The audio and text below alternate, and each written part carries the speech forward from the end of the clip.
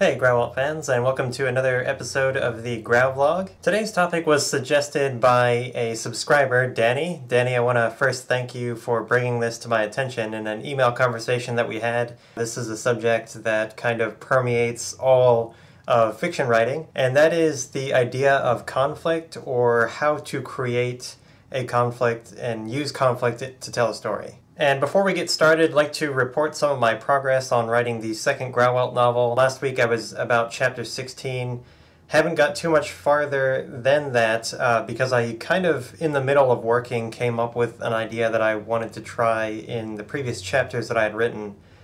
Usually it's a better idea to do what I'm about to say that I did at the very end of completing a manuscript and then going back and adding it, but I was just so compelled by an idea that I had while I was working on it that I went back and revised the previous 16 chapters that I had written. And that idea was for a new character that I needed to insert. The character was always there, this new character, but I wanted to make this character more prominent earlier on in the series. So I had to go back and reinsert that character and kind of retool some of the chapters and the different scenes to make this character more prominent sooner, because I want them to play a larger part as things go on. So most of this last week, I probably spent a good 15 or 20 hours of solid writing, not just daydreaming or doodling, but just actually in front of the keyboard, and most of that time was recrafting previous chapters and scenes to insert this new character. And again, that's something that typically you should hold off on until your first draft is done and then go back and add that in, but I'm really impatient when it comes to this stuff, and when I get an idea, I just want to try it right now and see if it works. And luckily, I think this new character is going to work out pretty well. So the kind of question or topic that Danny brought up was about creating conflict in a story. He was very wise to point out the fact that if you don't have a conflict, you really don't have a story. You can have like the richest, best thought out setting, you can have the clearest, most flowery prose, you can be the best writer. But if there's not a conflict going on in the story, and there's not like a conflict that you can connect to as a reader, you really don't have anything to work with at all. The first step of creating conflict is to assign sort of a set of values or dispositions in different characters. And this is really what makes a character unique. It's not so much their physical description or the way that they speak or the way that they dress. The things that really set all of us apart as people, and certainly characters in literature, are the things that they value. What do they believe in? What is their stance in politics, economics, religion? Are they a greedy person? Are they a romantic person, a sort of hopeless romantic? Do they have wanderlust, or are they happy being in their little village wherever they are? And it's these sorts of values that set a character apart. So every character in the story should have a very distinct set of values that they live by and kind of guide all of their actions. Now, depending on how important the character is, they may have a different level of involvement in values. For example, your protagonist is going to not necessarily start off, but at some point probably become an idealist, where they have a very strong passion. They become engrossed in the events going around them, and then they pick a side, and that's how they get involved in the greater story.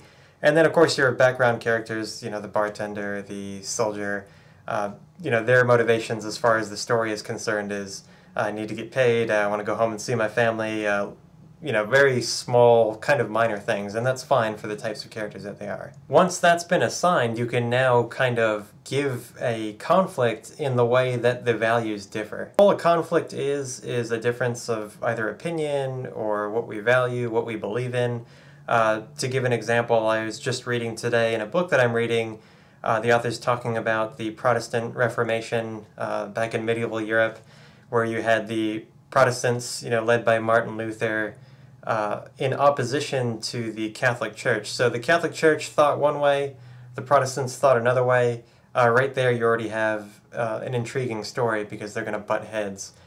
They value different beliefs so profoundly that they're, going to kind of clash in one way or another. And that's all protagonists and antagonists are. I don't necessarily like to call them heroes and villains, because what's good and what's bad depends on who you ask. The villain, if you will call themselves a hero because they think they're doing right, and they would call, you know, the protagonist the villain because they're trying to screw up their plans. And a conflict doesn't necessarily have to be physical, it doesn't have to be material, it doesn't need to be, you know, I have a weapon, you have a weapon, we disagree, let's fight. It can be any number of conflicts. It can be a difference of religious opinion. It can be a difference of where we want to go to eat, and we have kind of some tension or an argument about that. It can really be absolutely anything, and there can be many layers of opposition happening simultaneously. That was something that I tried to do always from the very beginning of making the Groundwell series. In the first Groundwell novel, The Sword and Its Servant, you have quite a number of characters that are involved, most of them rather minor characters, but the major ones have kind of like a 4 or 5 way conflict with each other. You have kind of on one side you have Ainsa, who's the main protagonist, and her objective is to escape from the Loa's control. She allies herself along the way with Klein, who's kind of on her side, if you will, but not entirely.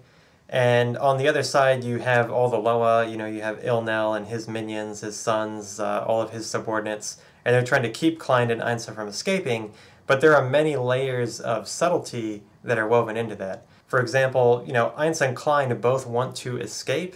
However, Ainsa's predisposed towards pacifism and just kind of getting away and leaving the enemy alone, where Klein is, you know, vengeful and has bloodlust.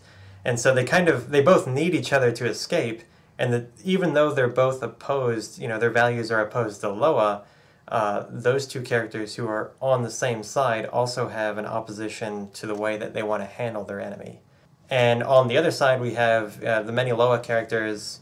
Ilnel, for example, wants to capture Klein and Ainsa, make sure that they don't get away and cause damage to his realm, and he wants to use them to prolong his life for eternity. And then, you know, for example, just one of his sons in opposition to him, Ulf, wants to likewise capture Ainsa and Klein, but use them for his purposes. So he's against the protagonists, but also against the other antagonists. And none of these characters, the 4 that I just mentioned, actually confront each other physically. All of their opposition is subtle. Tell this person to do this, I'm going to lie to this person about that, I'm going to fake that I actually believe this, and it's all kind of like a shadow war that they're fighting with each other, and even indirectly because the characters have never really met each other in person necessarily. And that's where all the fun comes in as a writer, and certainly for readers, that's where the attraction is all these layers of subtlety. It can't be easy for anybody. You know, a writer has to make all sides suffer throughout the entire ordeal. So they have their values, they're in conflict with the values of the other side, if you will, and there's always going to be setbacks. These characters are going to face, you know, crisis of conscience. They're going to be betrayed by who they thought their allies were. You know, their minions are going to be insubordinate or incapable of doing what they want them to. At certain points, they're going to become afraid and hesitate, or, you know, maybe overreact, and they're going to have to make a lot of sacrifices. So once the value systems are set up and these characters are in opposition to each other, we really get to see what they're made of. We get to see, you know, who their inner character is, how devoted are they to getting what they want. That's really what defines the action, the plot of a story. So the entire story, no matter what fiction story it is, and also looking back on like actual history from the real world, it's all about values. It's all about what do you believe in, and how far, and, you know, what are you willing to do to get what you want. And unfortunately, no matter what you want in life, there's always going to be someone who wants the opposite, who wants you to lose. Even if it's like, you know, in sports, there's a peaceful example. You know, the other team's trying to beat you, you're trying to beat the other team. The fun comes in when you guys clash with each other. So Danny, I hope that helps clarify things a little bit. I don't know if I touched on all the points that you wanted answered. You can also visit the companion post with each one of these videos that I do. I do a post on the Groundwell website that kind of goes more in depth about the same topic. I'll put the link to that in the video itself and also in the description below. So I'd like to put together a sort of Q&A video here really soon. I get a lot of emails from you guys asking questions about, creativity, writing, how do I get started, how do I enhance this piece, questions about the Groundwell books themselves, what's this character's deal, why did you choose to make things that way, etc. So I'd like to put together a video where I can answer a lot of your guys' questions, because a lot of the same ones come up a lot, and it's not certainly that I don't want to answer them, but I think that if I answer really common questions that everyone has, I think we'd all benefit from doing that. So if you would like to ask a question that you'd want me to answer in a video about really any of these things, or even me personally, if you're interested in that sort of thing, you can leave it as a comment to this video, and you can also email me at victor.salinas@groundwell.com. I'll put my email address there in the description of the video, and don't forget to rate and share this video if you liked it, and subscribe to the Groundwell channel. I'll talk to you guys next time. Bye.